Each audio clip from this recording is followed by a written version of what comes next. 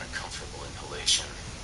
It was entirely possible for pharmaceutical companies to make additives that would make rejection a lot less likely. But you see how it is. The American Injury Clinic was a massive building, a former school, that dealt exclusively with painkillers at the heart of Georgia's empire.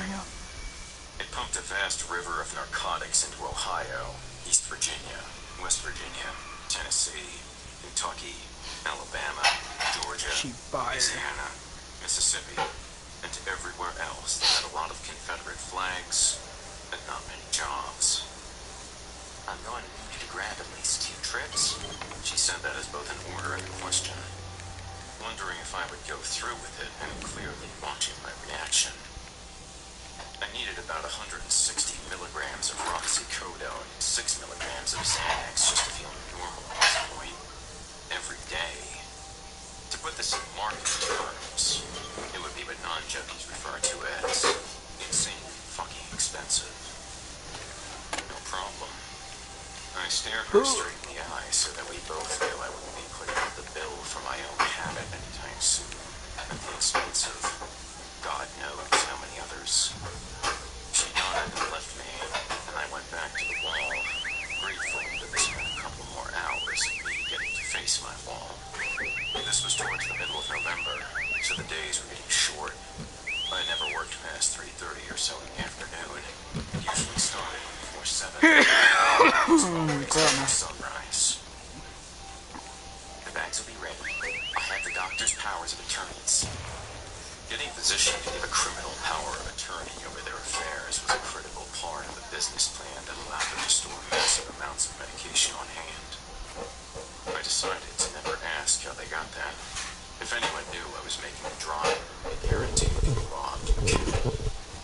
Also, fucking expensive. No problem. I stared her straight in the eye so that we both knew I wouldn't be putting up the bill for my own habit anytime soon, at the expense of God knows how many others. She nodded and left me, and I went back to the wall, grateful that this meant a couple more hours of me getting to face my wall. This was towards the middle of November, so the days were getting short. I never worked past 3:30 or so in the afternoon. It usually started before 7, almost always before sunrise. The bags will be ready. I have the doctor's powers of attorneys.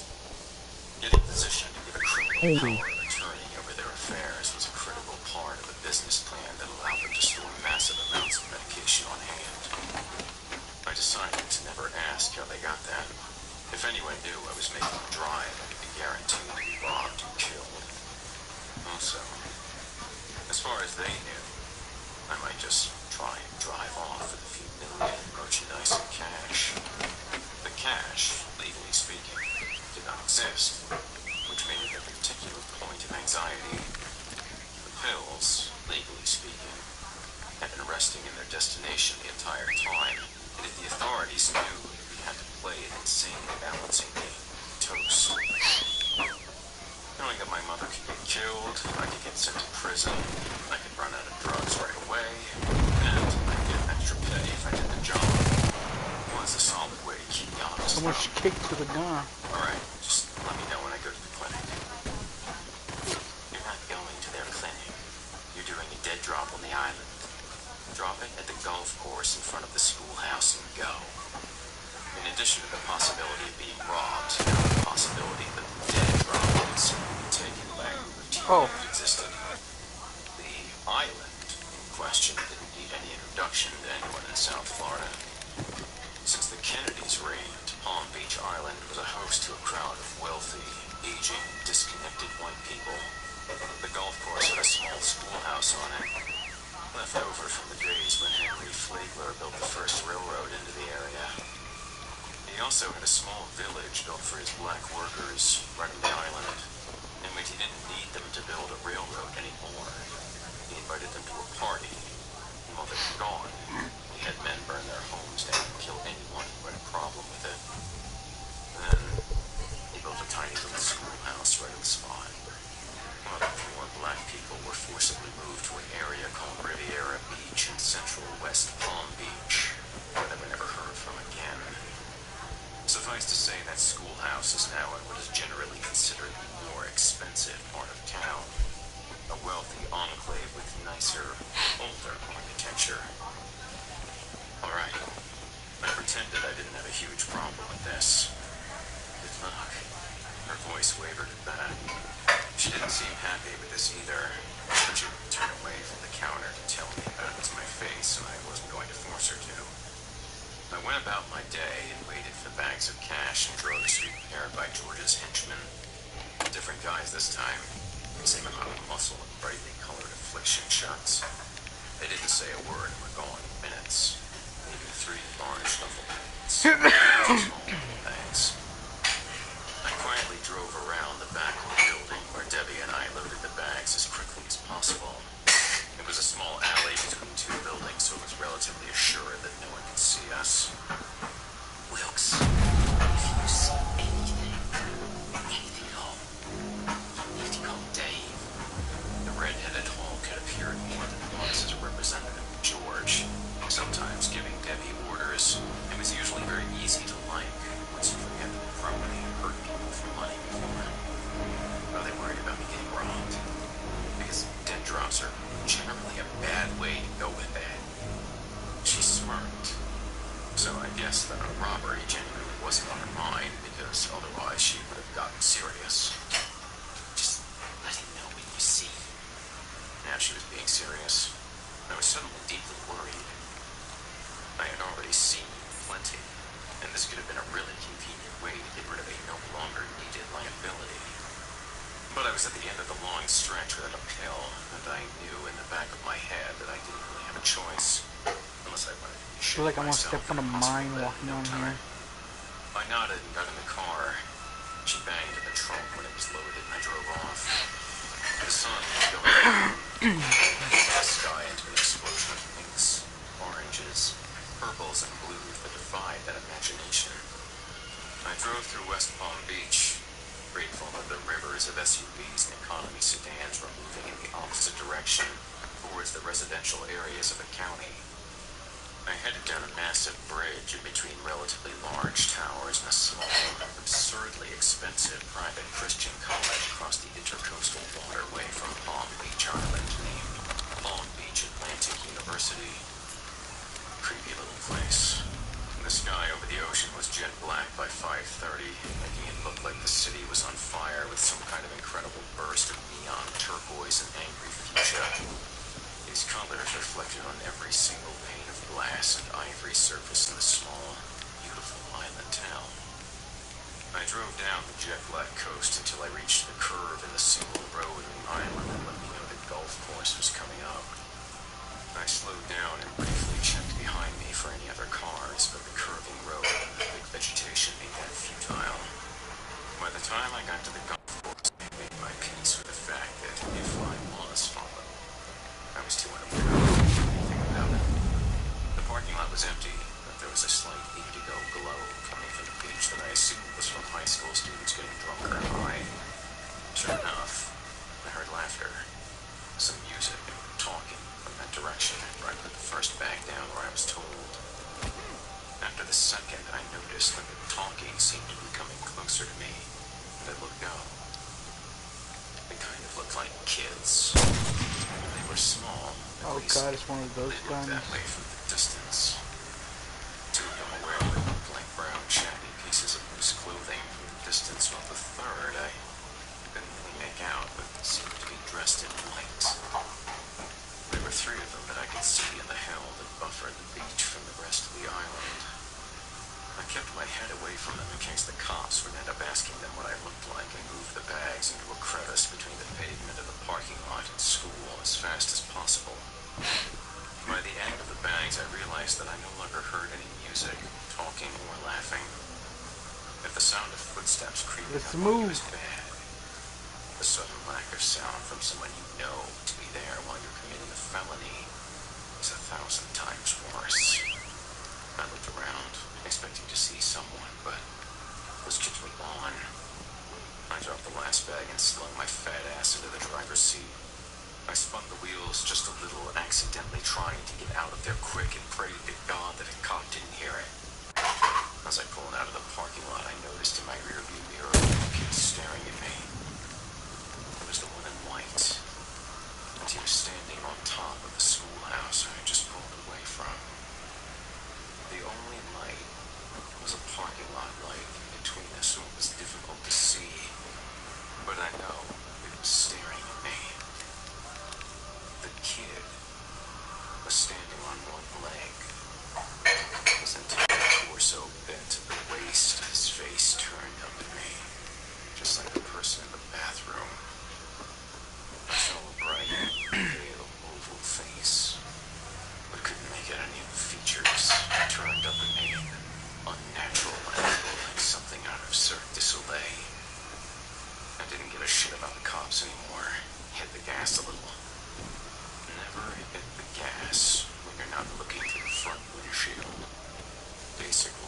driving. Almost right away, I heard a terrible thud and something got pulled underneath my 1986 Monte Carlo. The last of the brown cloth or feathers went everywhere. A sickening snap underneath my car let me know that I may have just crossed a serious line in life. The adrenaline was so much that I had no idea what to do. I drove. I swerved to my left, almost off the parking lot to get away from whatever was underneath me. I furiously threw the wheel in the other direction to aim myself back at the exit again and hit the gas again when I heard something smack the roof of my car. Something off to the left of me seemed to swing something at my car. A brown blur struck the window right behind my head and blew out the glass.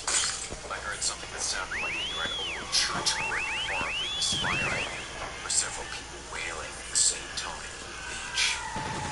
I was out of the parking lot by the time I heard it, though. I had no interest in whatever was making me. Despite having potentially killed the kid, I felt very strongly as if I was the one who was going to be a victim tonight. I sped like crazy until I was off the island. The whole sky was jet black then, with just the lights from the towers looming over West Palm Beach. Then I drove exactly the speed limit, as if the shattered glass wasn't even there. I didn't even turn on the radio or air conditioning during the ride. There were oily feathers in my front grill when I got home. The roof had deep grooves scratched into the metal, right behind where my head was. There was a smell coming from the car that reminded me of the smell of dead fish in an overused and undercleaned pier.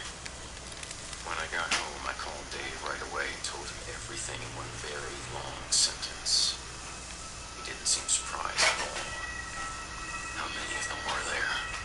He calmly asked. 3? I don't know. 2, other than the one I had. Chuckled at that. I don't know what happened to the bag. I was horrified at the prospect that my employer might take such a loss personally. But the bags weren't picked up. He gave no indication. Listen, I'm not going to stop because anyone else. I breathed a sigh of relief. I took this to mean that he wasn't going to try to get killed. It's not right now. The boss. So, you hear me outside your house. Debbie or anyone else you're not expecting. Do not leave your house. Even if you hear me telling you that it's all right and that we need your help, you do not set foot outside of your house unless we call you on your cell. Don't worry about the bags or the cops. You do good. Don't worry about coming in from there. Just relax. Suicide. How much water do you have at your place? Yes. I checked quickly. I had 10 gallons in 2 large 5-gallon containers. I got 10 gallons. Right. Sit tight for a couple of days at least. Don't go out. And I'll be by on Tuesday to drop off more water and let you know what's going on. For now, you did good though. Oh, if you happen to look outside a lot, try not to do it from nighttime to the early morning. Especially not in the morning. He cleared his throat loudly while I wished I could make myself believe he was talking about the cops. I wonder how much of what was happening he understood from where. So remember, never go out in the morning. I got one of these. Burns. I got one of these. Birds. And your laptop. He hung up. Y'all seen a That charger like last this? ended up scaring the shit out of me Wireless to chargers my up this, I want accident one. killing donkey. But he hung up right away after saying that, making me wonder whether I was in danger if I didn't have something I want. About a minute after he hung up, I heard a screaming sound coming from my roof. Brief, clear. 6 days later, when I was given the all clear, I found horrible smelling greasy white feathers in the gutter right over my door. After that, Dave seemed to gain some trust in me. Possibly because I was shit terrified, taking drugs to hide it and not asking questions. In retrospect, I was, for the first time in my life, what an employer would consider a model employee. I got a huge raise, a call girl sent to my place as a gift and a ton of drugs. This soon became apparent because I was clearly the organization's go-to guy for extremely weird shit. Christmas was just around the corner, and apparently Santa decided it was time for me to pay up for years of missed coal opportunities. At that moment, though, the only thing on my mind was getting Dave to talk in person so I could learn whatever he knew about this shit. Because he seemed to know when and where these things would be. At least.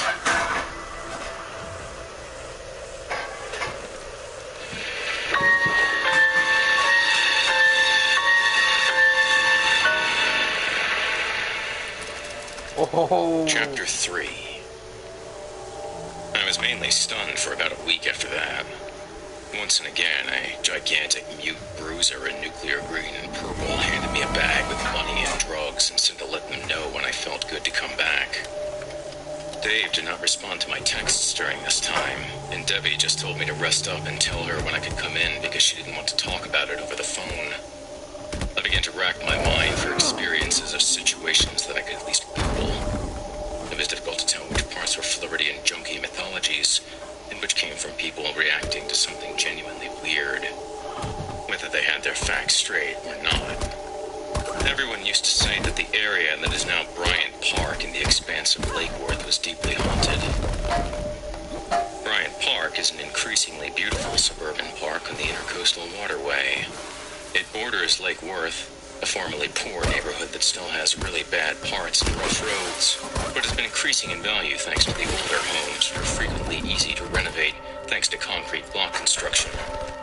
It's a beautiful old neighborhood, with a distinct style formed out of the blocky homes and frequent use of pastel colors. It used to be a great place for the homeless to crash, as Lake Worth used to be a lot cheaper. It still is, but not so much. If you were out at the park at night, you had to be careful, because things that looked like people would occasionally come out of the water in the summer, and for some reason, only in the summer, turn and face the seawall that lined the walkway with their backs to the park, and wait for people to get close to them. When someone did, they would see something that looked almost human, but with a giant mouth filled with large, blunt teeth, oddly shaped eyes, stringy wet hair, and slimy, pale skin. He died. There had been plenty of missing homeless from that area, and every now and then the area underneath the Lake Worth Bridge, which crosses the Gulfstream Hotel and goes over the park, was sealed off by police, who had presumably found something there. It was absolutely agreed upon that the Gulfstream Hotel had a man living in it, despite being boarded up for who knows how long. He would stare angrily down at passers-by, and if you tried to get his attention or willingly made eye contact with him, he would motion for you to come up to him. I've never met anyone who went past the first flight of stairs and went any further, though, as that creepy old building was built with the old Floridian rule of air conditioning. Make it as drafty as possible, and preferably out of wood, even in places it shouldn't be. This made it creaky, and therefore creepy. This meant the wind screamed throughout the building. But I remember one guy named Andy, who's now a physician, who told us that it sounded like a person whistling something. I remembered a girl I went to John I. Leonard with, Megan Water, an adorable long-haired brunette who was into Radiohead, who I used to score weed from. She started dating some older guy on the island. I remember this because the cops came around asking the people on her phone and text history if anyone knew his name or what he looked like. The top part of her head, missing the bottom jaw, had been found hanging from her hair from a streetlight near Datura, which was a largely desolate street at the time near Clematis Boulevard. Clematis is a tiny, pathetic strip of ever-changing clubs and restaurants across the water from the island. They've made it a hell of a lot nicer these days. I heard Megan Water tried to break up with her older Crete boyfriend. Afraid because he wasn't who he said he was. One of the worst rumors was that he demanded that she marry him so that they could move away together, and when she said no, somebody began stalking her. Her friend said she was really afraid in the days before her death. I almost remember John Parks, a stupid junkie who was into theater and a lot of drama. I never liked him, so I never paid attention to the fact that he was killed in a hit and run near the breakers. But they found pieces of him in Manalapan, which was down the ways by a normally beautiful 20-minute drive. They found those pieces months after he was killed. Some of the stories about how they died were pretty horrific. I thought they were just cruel high school bullshit at the time. I remember hearing that John Parks was seen screaming and trying to get someone's help the night he died, waving to people from across the Royal Palm Way, from the path that leads to the Flagler Museum. But when they caught up with him, it was someone else who claimed they hadn't seen a thing. Some of the stories didn't even need a death for an origin. It was widely understood when I was growing up that the schoolhouse I would now be avoiding for the rest of my life was, in some way, haunted. I'd never really paid attention to that, but I remember Stimpy, a kid from high school who was an idiot, a basket case, and obsessed with occult stuff, and in that order, unfortunately, he had insisted that not only was the place deeply haunted, but that Hobay Sound had even worse things. Weird ghosts who wore insanely colored masks and hunted humans, or made bargains with them. I can't remember all of what he said, but I've been Googling it, and I can only find bits and traces. I remember him telling us about people made out of sand who would try to imitate humans, and a demon that haunted the Wellington Green Mall. As I said, it's pretty difficult to tell which parts had any inspiration that was genuine, because most of it was bullshit. There were urban legends about Native American spirits that still haunted the land, dead slaves, and other victims of Flagler who kept looking for revenge or solace, and other stranger spirits that had less clear definitions. Jessica, the blonde who was hired by Dave to run our medication room, mentioned something about reading up on that stuff. She came from Hobay Sound and got interested in missing persons reports when a girl in her high school went missing. A lot of people were contacted by a girl who went to school in Hobay Sound and who apparently had spent her last moments trying to contact someone to get help. They claimed she said she was horribly wounded by something that came out of the sky and was afraid that it was hunting her. I'm still looking for any bits left on the internet about that. Her friends posted something on Facebook because they felt that the cops ignored what they told them about the girl's last phone call and decided she probably just ran away. Still, I had no idea which of these stories was even based on truth, and even then I really doubted their accuracy. The people I hang around couldn't be expected to report what color the sky is accurately. Aside from the deaths, I wasn't sure there was any truth at all. But I did want to avoid the Lakeworth area from now on. After about 4 days, I got my car in the shop and Googled my own name to see if I had a warrant for running over a kid. Nope. Not a single thing. I almost hoped I would get stopped by a cop just to see if anything came up. The suspense made it hard to focus.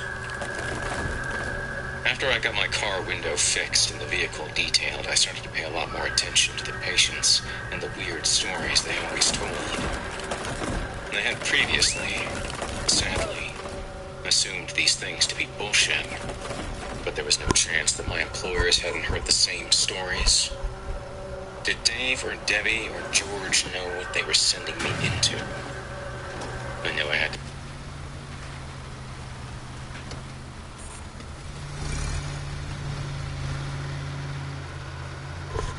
Oh shit, it's turned off. Why? I don't care about your motherfucking ad, bitch. I knew I had to confront Dave, who seemed higher in the totem pole than Debbie, about what exactly he knew. I wanted to gather more information. It seemed like everyone around me knew of a vast system of weird shit that I had only yet seen the edges of. Debbie knew to get the fuck away from that bird thing. Dave knew that creep with the bolo tie. whose name I really hoped was Lloyd, because at least that would consolidate the sources of creepiness, was coming, but not to talk to him, and I was willing to bet there was plenty more. I needed to talk to some junkies. He still hadn't returned my text about talking to him one-on-one, but now that I was back at work, I was certain he would come around soon, and I needed more to ask him about. Most of them wanted nothing to do with anyone, since they were quietly but openly committing a felony. But some of the miscreants who came in smaller, less regular groups that were cut off from the herd were chattier. They were always more than happy to talk, especially since I worked for the people who handed them pills. The amount of people involved in moving these pills up what was called the Blue Highway was absolutely staggering. Tens of thousands of people were directly involved in driving from Appalachian states to Florida in order to procure drugs to resell at home. Middle-level dealers recruited low-level junkies of all stripes to go down to Florida. And many of these people were impoverished, uneducated, frequently mentally ill white trash. The runners usually came from trailers that were little more than thin tin shacks for homes, or dilapidated homes left over from the era where people in that area could afford to build them. At home, it was rare for them to go without electricity and sometimes even running water. But they always managed to get their pills. Some of them went missing from time to time. I heard dozens of weird stories pretty much right away. This assistant definitely involved the man wearing the bolo tie. I asked some regulars who were there at the time about him. A fat couple from Ohio with more track marks than arm skin. The balding old man in camouflage and his wife, who, I should not, came in wearing a bright orange muumuu with brilliant flowers. Henry and Louise Tompkins. You could smell either from about 10 feet away. Hey, that guy with the nice gown and the Texas tie. He never say anything different. The old man put down his gigantic soda and looked at his wife in consultation. She nodded sagely to him, keeping her eyes fixed on me from behind her big red glasses. He leaned over to me even though we were the only ones there.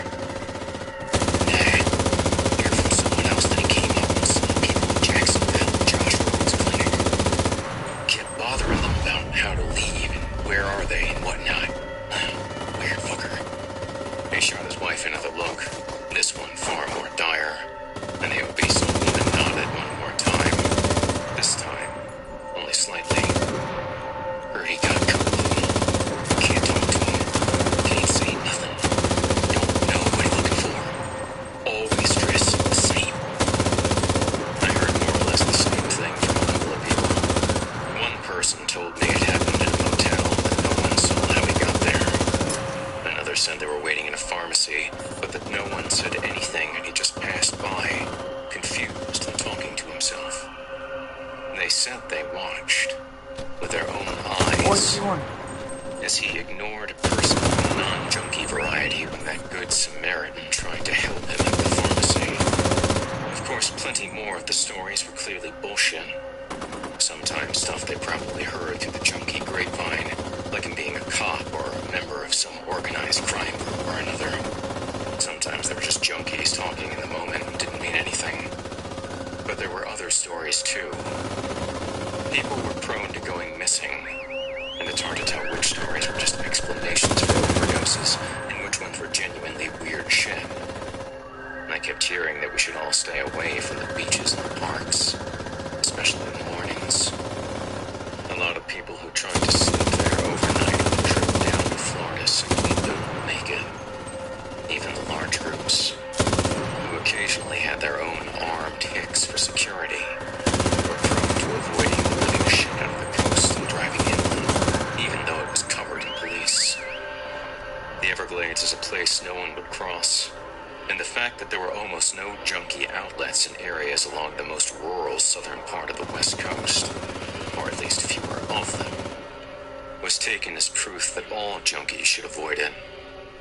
This made me worried since I live on the edge of an area called Loxahatchee, all the way across the county from the Grand Island and pretty much bordering the massive wetlands covering Florida. Miami was loudly and openly known as its opposite, and it was known for being absolutely safe for even the most absurd behavior. I kept hearing relatively consistent stories about strange people who weren't junkies like police, in at least one seemingly less batshit story, even distracting the police. They wore weird clothes and smiled great big smiles, even though I kept hearing that they didn't look happy.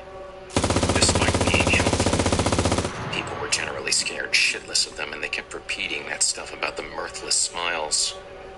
One of the most infamous legends was to avoid the tourist traps and fields along the lines of the Blue Highway, I-95 for the uninitiated.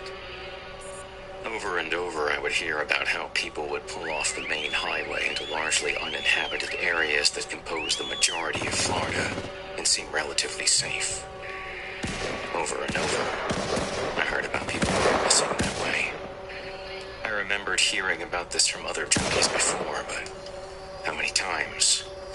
I never paid attention to these urban legends, but now they were suddenly becoming crucial in my mind. I wondered how many of them were true, or even just half-truths. The most frequently repeated junkie legends involved people or things coming out of the woods and leaving little of whoever they found. It was always a friend who disappeared as part of a larger group, or something else distant. I noticed that people hated talking about it more than anything. I also noticed that there were no stories of single people being killed or going missing. It was always entire groups, and some exits were worse than others. A guy named Damon, pretty sure he picked that name for his fake license, had been coming around for as long as I knew and was pretty friendly with Debbie and Dave, and had name-dropped George on more than one occasion. He came in just after Samantha disappeared, wearing his usual Stone Temple Pilot shirt and black denim jeans, but seemingly almost impressive for his relative level of hygiene and the quality of the clothing and car he owned. After he checked in and was waiting in the doctor's hall, he decided to start a conversation. "Good morning, Mr. Damon. Do you mind if I asked you a question? It's a free country, ain't it?" He smiled kindly from behind unreflective aviator sunglasses. If I were driving along I-95 and I needed to stop and rest, say, off Yeehaw Junction, an area about 30 miles away from bumfuck nowhere, where could I stop at? He stopped smiling. "I'd say skip an exit or two and forget whatever you thought needed at Yeehaw Junction. Even when we go to Lake Wales, we drive around the long way." Lake Wales was a major crystal meth production center at the time. Help me, bitch. And it was closed to Why rural tell me to get spots up? like Winter Haven, Eustis, Oh! attracting its own narcosphere of interconnected supply workers and distributors quickly. He meant driving down the other coast, an entirely different group of operations I had Wait, no it's knowledge like of. killed my. So many scumbags to avoid such an obvious shortcut wasn't just unusual. It was borderline impossible. And I killed someone with me? I had driven through there and slept in parking lots as a teenager all the time, with nothing to worry about. Why do that? He looked exasperated. Less heartache. He clapped his hands to his knees and shrugged to show his lack of enthusiasm for the subject. I nodded and moved on. Eventually, Debbie asked me why I bothered Damon about it. She was gorgeous, with dark brown hair, a kind of Got the Native club, American man. look, and a Got the dislike for club. being hit on or being told to smile. She was in the frumpier version of her wardrobe and didn't care what the patients or I thought about her appearance. When she wanted to look great, it was easy. But right now, with slightly smeared Well, she eye got makeup, bigger she ribs looked than tits. angrier than she was. Wilkes, I need you to tell me what you were talking to Damon about. George texted me about it. This was actually a big deal since George was the real power, and despite sleeping in the same bed as him, we almost never heard about his wishes. I wanted to ask him about places to sleep along I-95. She stared at me with a hint of accusation. Why? Hey, I what the keep fuck? hearing patients talk about this spot I used to camp in when I was younger, like there's something wrong with it. She sighed and thought about it for a second. I stared at her, knowing that she had some idea as to what the fuck was going on, or at least what the scale of the shit was. She glanced at the ground before meeting my eyes again. You need to stop asking people about it. It scares them and they might start to think bad stuff if they think you've been going there. She stared at me defiantly, but I was suddenly in no mood to concretely find out what she knew. What she knew was that the place was clearly dangerous. I took this to meaning that it was widely known enough to just stay away from. Oh my fucking god, it Looking back on all froze. this, I probably should have. That afternoon, before I left, a little girl who came in with what appeared to be her mother and father bounded up to me. She was wearing a little blue shirt and white pants and seemed delighted to talk to someone after having to stay quiet to avoid the junkies for so many hours. Hello. Me and my mommy and my daddy are coming down here, and we tried the junction, but a man in a blue alligator mask ran up to us and yelled at us twice and bit the front of our car. You shouldn't go there.